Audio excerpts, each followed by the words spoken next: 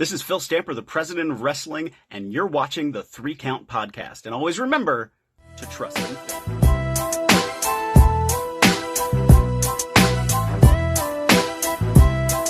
Welcome everybody to another great edition of the 3 Count Podcast presents Now Entering the Ring. I'm your host, Clifford Red Dog Miller, and as always, it seems to be that when you work for $3.99, hot dogs and a handshake and exposure, your team freaks out because you ran out of hot dogs, and because of COVID, they don't want to do handshakes. And that's okay with me because you know what? It is what it is. I've done this so many times. I'm so okay with this. But this is Now Entering the Ring, which means one thing. We have a special guest for you. You can find this man at CZW, ROH, WKA, PKF, IBF, ISKA. These are all MMA promotions, by the way. Victory Combat Sports. You can find this man at MCW, B4W, NWL, NYWC. He's been a part of so many wrestling promotions. This man goes up and down. You know who he is. He has also won the Showcase Showdown on The Price is Right. You can find him in The Wrestler in 2008 with Mickey Rourke. And last night, he is a CZW Hall of Fame in the year of 2018. He is the man himself, and you know who he is. His voice is so familiar. Give it up for Larry Legend. And I thank you, Clifford, for that introduction. You hit all of the bullet points, just like I used to do for Ruckus. You know, I broke into CZW being the personal ring announcer for Ruckus. And one of the reasons that Ruckus wanted me to be his personal, ring introducer is because he has all of these different, rhyme couplets that you say, very similar to Kenny Omega right now on AEW. Right. If you're a fan of AEW, you listen to what good brother Justin Roberts gives him for every introduction. So thank you. I know it takes a lot of breath to get all of that out and to get it out flawlessly. And you did a bang up job. And thank you for that introduction. And thank you for having me entering the ring. Hey, I appreciate it, man. I've been so hyped because one thing I accidentally left off was you are the host of The Masked Wrestler. And I love that show. Well, I got to tell you, I do a lot. Okay. I do a lot as you kind of ran down the tail of the tape. So forgetting, or leaving off one project that I'm on is kind of part of the course because I do so much. I just did a Facebook Live sale for ICW No Holds Barred, pretty much my bread and butter during COVID. Although I am repping my CZW hoodie, I'm a CZW Hall of Famer. CZW has not been doing so well during the pandemic, and that's all right because I really don't think any of us are doing that well. But ICW, I just participated in a Facebook Live sale last night. I'm doing I think it's 8-person tournament tomorrow in Wilkes-Barre, PA. And then I've got another interview later on tonight. I've got an interview on Saturday. So I do a lot. But yes, The Masked Wrestler. The Masked Wrestler pretty much was a dream come true for me because a lot of folks don't know, although I excel at being a pro wrestling ring announcer, it's really the hosting style of a Nick Cannon or Arsenio Hall. I'm an 80s baby, That's really what I like to present, or I like for you to get the vibes of with my style of being an MC. And I'm a very big fan of Nick Cannon. I admire him greatly for his hard work and his style of presenting and keeping the audience engaged. So when they tapped me on the shoulder and brought the project to me and they said, you'd basically be the Nick Cannon of a wrestling style reality TV competition, I could hardly contain myself. I was like, tell me where to sign. Where do I need to be? Let me pick out my wardrobe. Because again, having so much admiration for Nick Cannon, it's almost like, and I know it's on a smaller level, but it's almost like he is now a colleague of mine. I started out being a ring announcer like Howard Finkel or Michael Buffer. And after 18 years, now I have people that are tapping me on the shoulder to be the host. Not the announcer, but the host of an episodic reality show. So, yeah, you forgot The Masked Wrestler, but that's okay. It was a dream come true for me, and I encourage everyone to watch season 1 And keep your fingers crossed for season 2 because it was fantastic. Every step of the way, it was a great project that I was a part of. And IWTV, independentwrestling.tv, you can sign up $9.99 a month and get the whole series. Just binge watch it. It was fantastic. Oh yeah. I'm a huge IWTV fan. Like I'm all over the place. All over the Yeah. place when it comes to that. Yeah.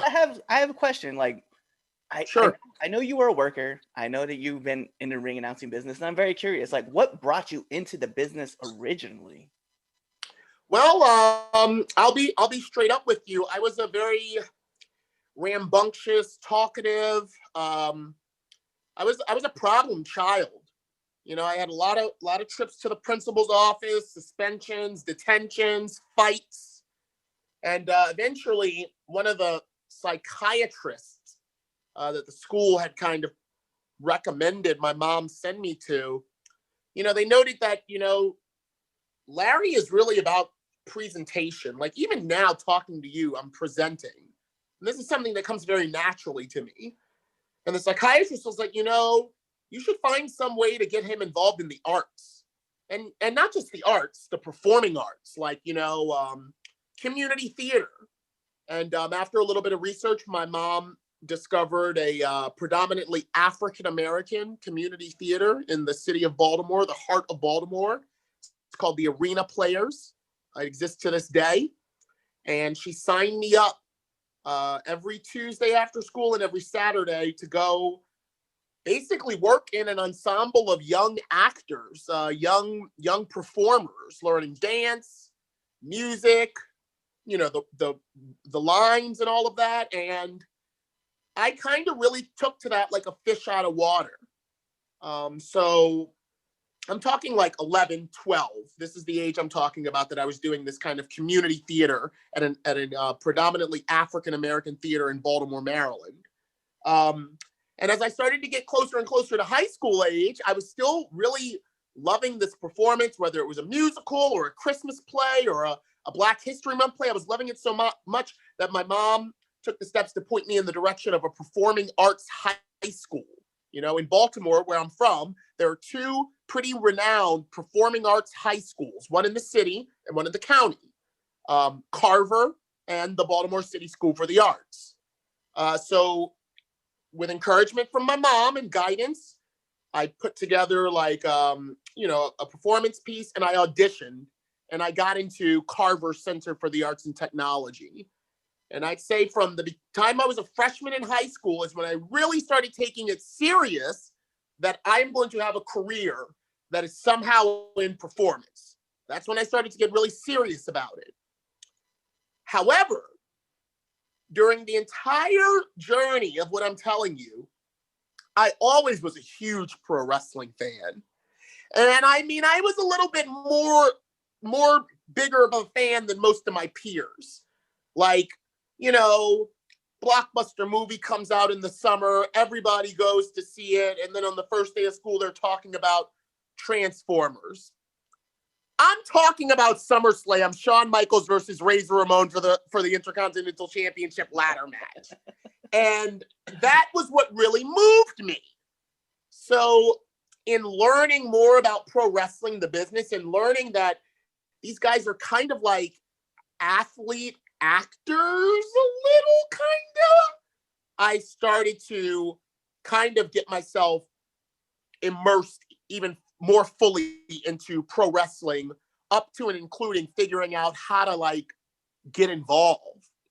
So again, with a foundation in the performing arts, I started to get this insatiable appetite that was going to be my lane to get into the entertainment industry. And then, of course, as fate would have it, a couple of my friends and I, after watching Raw, decided to record ourselves doing like a few like on the bed wrestling, like, you know, scenarios. Nothing major, just like, okay, and I'll be talking, and then you come in the room and you DDT me on the bed, you know? And we filmed it. And it was in reviewing that, and I'm now around like, I'd say 1920 in the story, reviewing the kind of, fucking around footage that I was like, hey man, I'll bet you if we like get together on this, we could probably like record some pretty, fun backyard type wrestling shows. Yeah. And that is where it really became that this was what I did, was once I started getting together with my friends and we were doing like backyard wrestling. Our company was called the UWF, the Underground Wrestling Federation. That's when it was kind of a done deal that I was going to be in the wrestling business, because I loved it. And I'm talking about just backyard wrestling. No money, no money, just a few fans, doing it on our own, messing up, getting it right, reviewing it together, figuring out how we could do it better.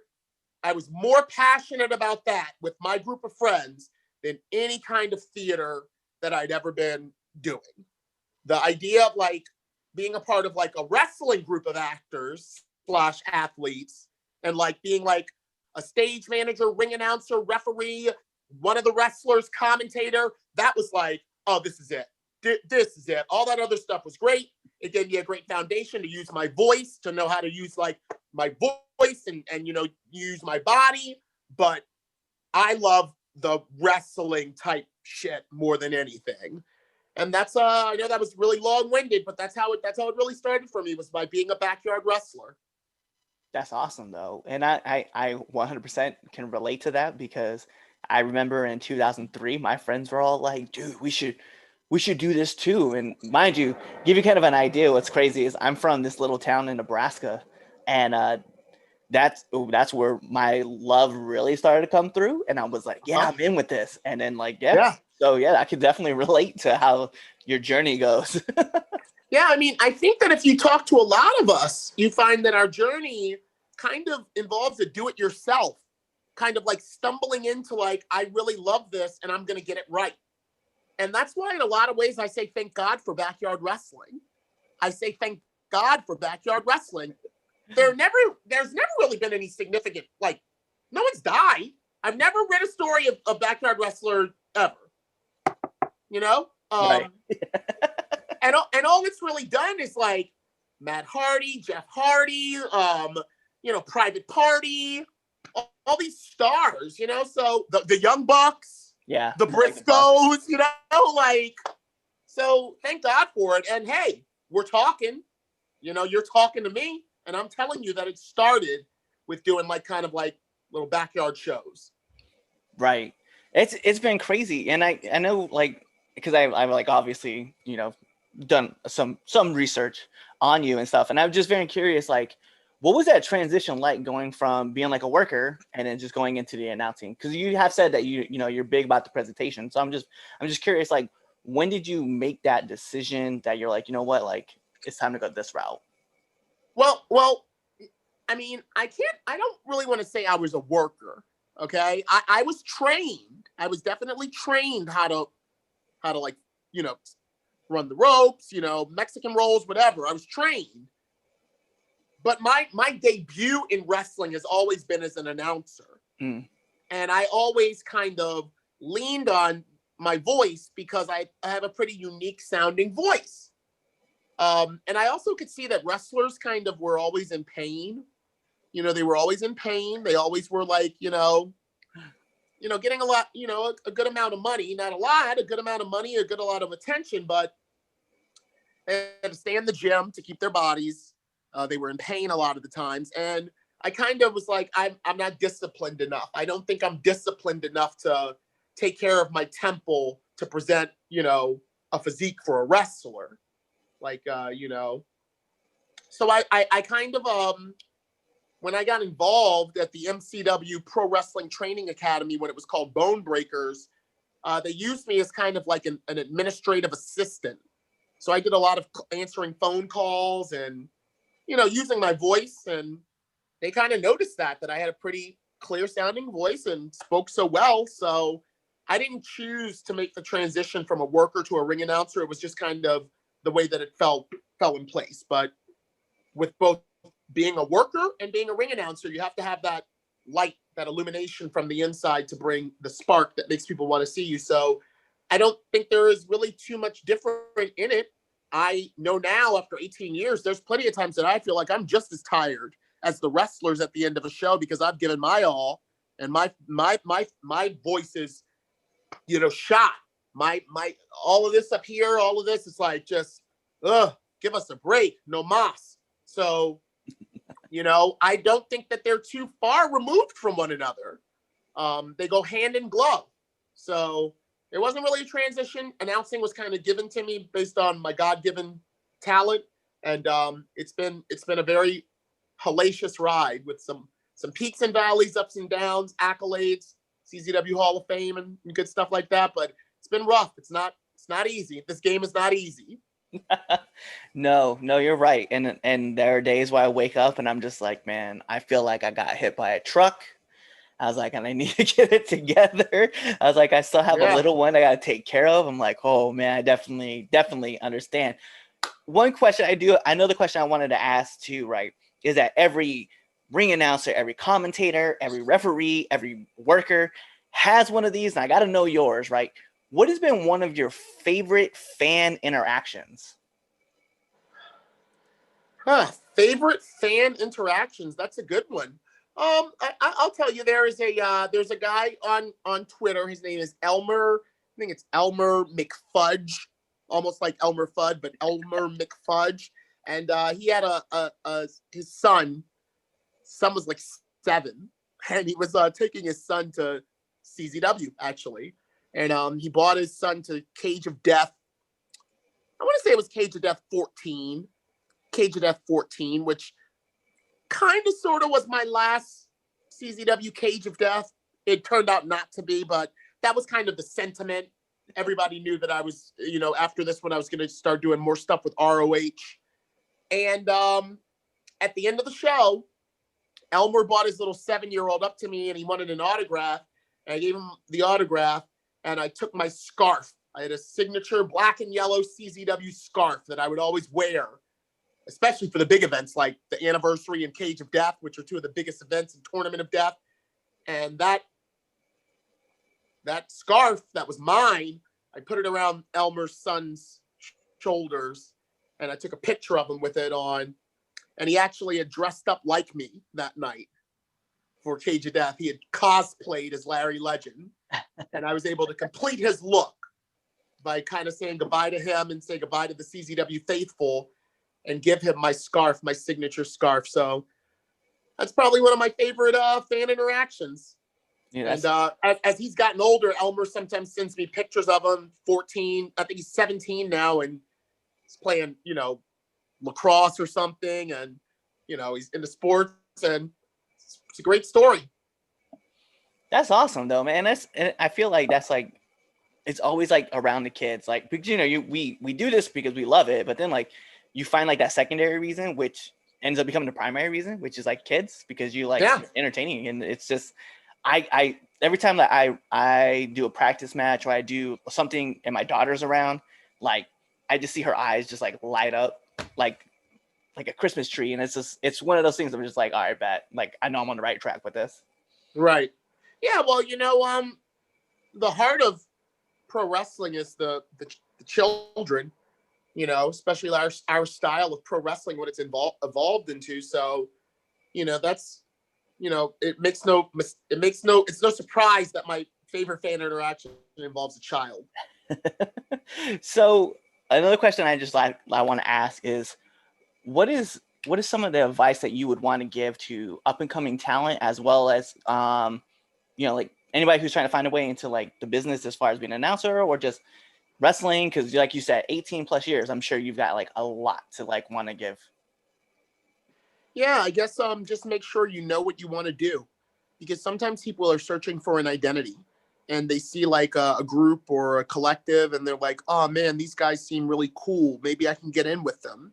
But actually, if you kind of examine the wherefores and whys of why you started down that path, you find that maybe some of that was a little superficial.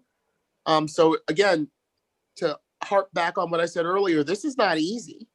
It is not easy. I'm looking forward to the show tomorrow. I'm not looking forward to the travel, but it's not a walk in the park. if you want to achieve anything. So just really make sure that before you go to sign up for a school, or dedicate yourself, that it's not just like, oh, Lio Rush is really cool, I want to be cool like that. It's got to be a real passion for what pro wrestling is, and also what performance is. So I'm not going to say that if your main motivation is athletics, that you're barking up the wrong tree. I'm not going to say that, but you have to have something inside of you that's into like those horror movie scenes, or that the ways that Lord of the Rings made you feel in the movies, those types of moments that you can feel on your inside. You have to have a passion for creating those in others. And if you don't have that, then maybe you should probably do something that you excel at better, that comes naturally to you, and stop, because it's very hard to last 18 years on top. It's very hard for me, and I wouldn't wish that on anyone if they weren't really dedicated. Yeah, no, that's great advice though. Like, Yeah, make sure you're in it to win it, because that's definitely, I feel like I see that a lot happen with like just in general, and just going through like my journey in life, like just looking at people who I know myself, like I've traveled, I love traveling and like getting into new things, but wrestling has always been like the thing that's always been there for me, like to fall back on. And just like once I finished, I think it's weird because like I was one of those guys that I did everything that everybody else wanted to do. Like they would just, like my parents, right? Like just for an instance, we want you to get a college education. I'm like, all right, bet. Once I got like all that stuff knocked out of the way, I was like, what do I want? And then I realized that here I am still watching wrestling, and I'm like, there's where I want to be, and that's where I'm going to go. And I started pushing. Yeah. But you're right. Like it's all about the passion side. And that's definitely something that I think a lot of people just don't realize, that just, you got to be passionate about what you want to do. I mean, you got to be passionate in life. And that's what I mean. Like, are you sure you want to make this your life? And it's funny that I say that to you, because when the first night that I was at CZW, when Ruckus first brought me to CZW, he introduced me to the ultraviolet icon Zandig. Okay, I'm not sure if you know who that is, but he's kind of like in the same realm as Paulie Dangerously, taking a group of misfits and creating a company and developing a huge following for that company. And it's no coincidence that all happened in Philly. And that's where I met Zandig, at the famous ECW arena. And Ruckus brings me up to Zandig, and he's like, yo, this is my boy I was telling you about. And Zandig looks at me, and he looks at Claude, and then Ruckus says, I'm gonna have him come out and announce me tonight. You're gonna love it. And Zandig looked at me again, and he gets up closer to me, and he goes, are you sure you want to get involved in this shit? And I looked up at him and I said, yes, sir. And he looked down at me and he just goes, and he walked away. And in that little brief interaction, he said it all. Like, are you sure you want to walk down this path? Because it's at times been quite scary, especially with losing people. There's a very high ratio of death in the pro wrestling industry, man. It's like I've lost a lot of people that grew kind of close to me in the families that we create. And there's nothing that's going to change that. That's part of the walk of life. So yeah, it is what it is. I understand that. And when people ask, like, I was asked that same question, like, are you sure you want to do this? I was like, listen, and the way you relate it too, man, just like the loss of life. Like, I came from a military background, so I definitely I've lost my fair share of friends, and then getting into this business, and then like knowing all the connections that people have, right? So like even just recently, right, Brody Lee, like is a perfect example.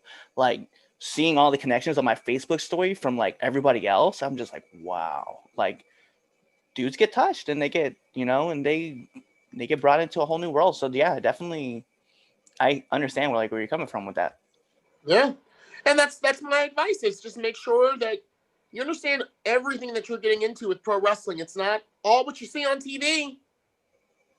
So, yeah, that's my advice. That's great though.